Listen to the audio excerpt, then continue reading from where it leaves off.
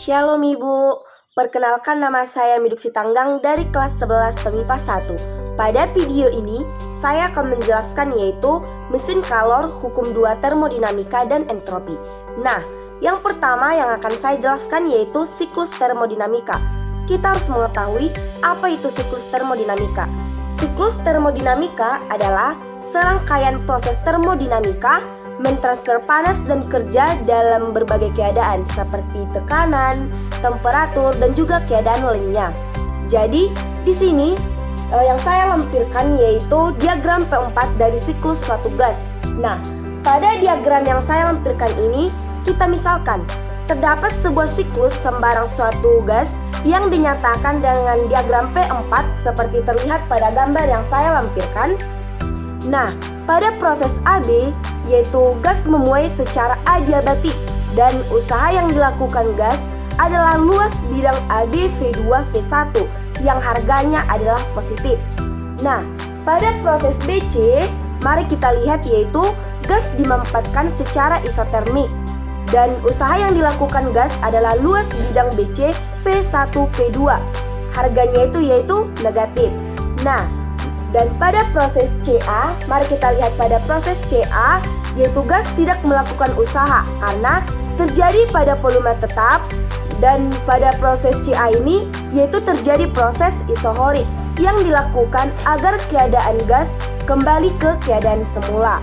Nah, berdasarkan gambar yang saya lampirkan ini, yaitu diagram P4 dari siklus suatu gas, usaha luar total yang dilakukan gas dalam suatu siklus ABCA adalah luas bidang ABCA, yaitu WABCA sama dengan WAB ditambah WBC ditambah WCA sama dengan luas ABP2P1 ditambah negatif luas BCP1P2 ditambah 0, yaitu WABCA sama dengan luas ABCA, yaitu sama dengan luas kurva tertutup pada diagram P4, di mana suatu siklus termodinamika dapat berlangsung di dalam sebuah mesin kalor seperti mesin Otto, mesin diesel, dan mesin uap yang akan kita pelajari.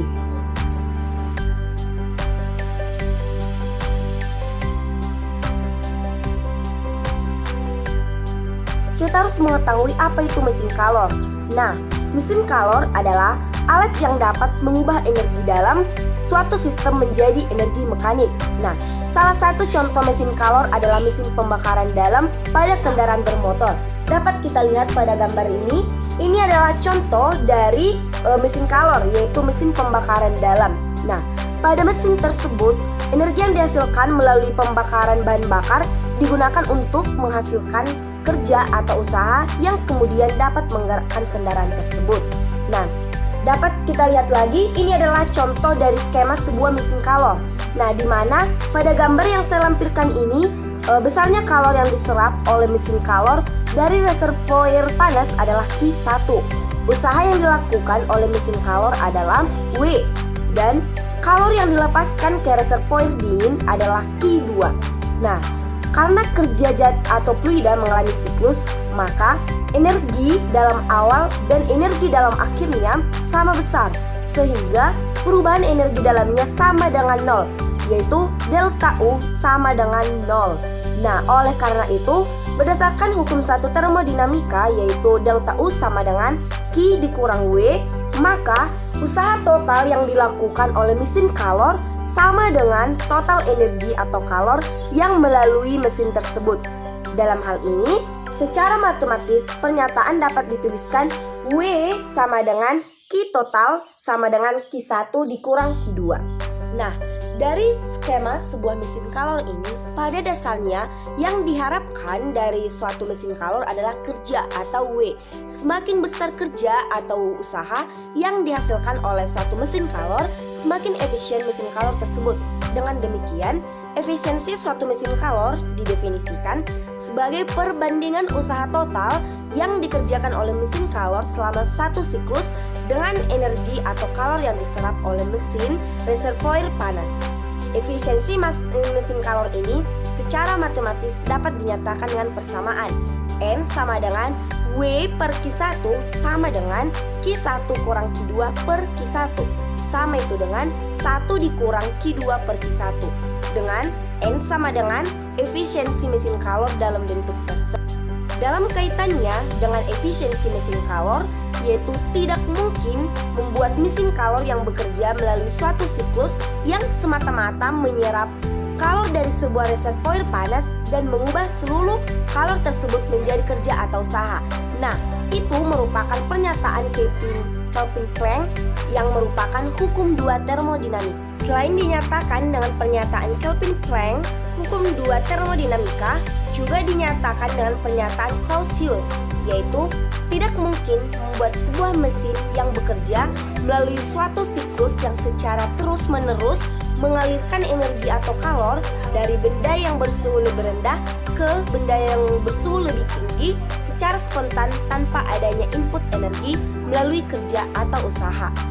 Oke, sekarang kita masuk ke subtopik yang ketiga, yaitu proses berkebalikan atau reversible dan proses tidak berkebalikan atau irreversible. Nah, pada proses berkebalikan atau reversible, suatu sistem yang mengalami suatu proses termodinamika dapat dikembalikan ke kondisi semula melalui lintasan yang sama seperti pada diagram tekanan atau P, yaitu volume atau P, dan setiap titik di sepanjang lintasan tersebut berada dalam keadaan keseimbangan. Nah, jika proses berkebalikan ini terjadi melalui suatu siklus, maka semua energi atau kalor pada siklus tersebut akan diubah menjadi usaha mekanik. Dengan kata lain, setiap proses yang terjadi pada siklus tersebut dapat dibalik tanpa adanya energi yang hilang. Sementara itu, pada proses tidak berkebalikan atau irreversible, suatu sistem yang mengalami suatu proses termodinamika tidak dapat dikembalikan ke kondisi semula melalui lintasan yang sama, seperti diagram tekanan atau P, volume atau V. Yang keempat yang akan saya jelaskan yaitu mesin Carnot. Nah, apa itu teorema Carnot? Yaitu tidak ada mesin kalor yang bekerja di antara dua reservoir energi atau kalor yang dapat lebih efisien dari mesin Carnot yang bekerja di antara dua reservoir atau kalor yang sama. Nah, persamaan efisiensi mesin Carnot yaitu Nc sama dengan W per Q1 sama dengan Q1 dikurang Q2 per Q1 sama dengan 1 dikurang Q2 per Q1 sama dengan 1 dikurang Q2 per T1 dengan Nc sama dengan efisiensi mesin Carnot dalam bentuk persen.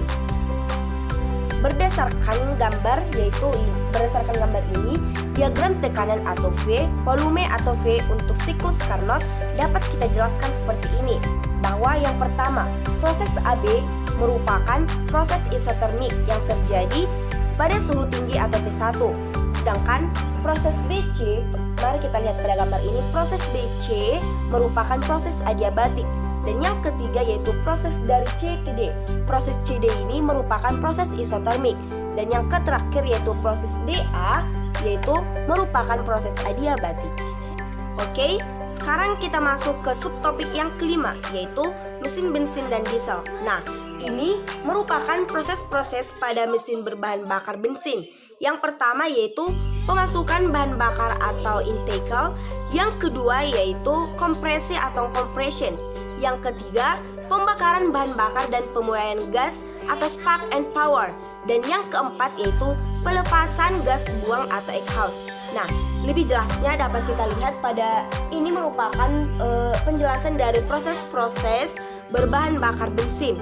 Nah, efisiensi mesin bensin yang mengalami siklus Otto yaitu NO sama dengan 1 dikurang 1 per P1 per P2 pangkat gamma dikurang 1. Sekarang kita masuk ke subtopik yang keenam yaitu mesin pendingin. Nah, ini merupakan skema dari mesin pendingin, di mana cara kerja mesin pendingin merupakan kebalikan dari cara kerja mesin kalor. Pada mesin pendingin, energi dari reservoir dingin atau Q2 diserap oleh mesin dan mesin melepaskan energi atau Q1 ke reservoir panas dengan cara memberikan kerja pada sistem. Nah, contoh mesin pendingin yang banyak ditemukan dalam kehidupan sehari-hari adalah lemari es atau kulkas dan pendingin ruangan atau AC.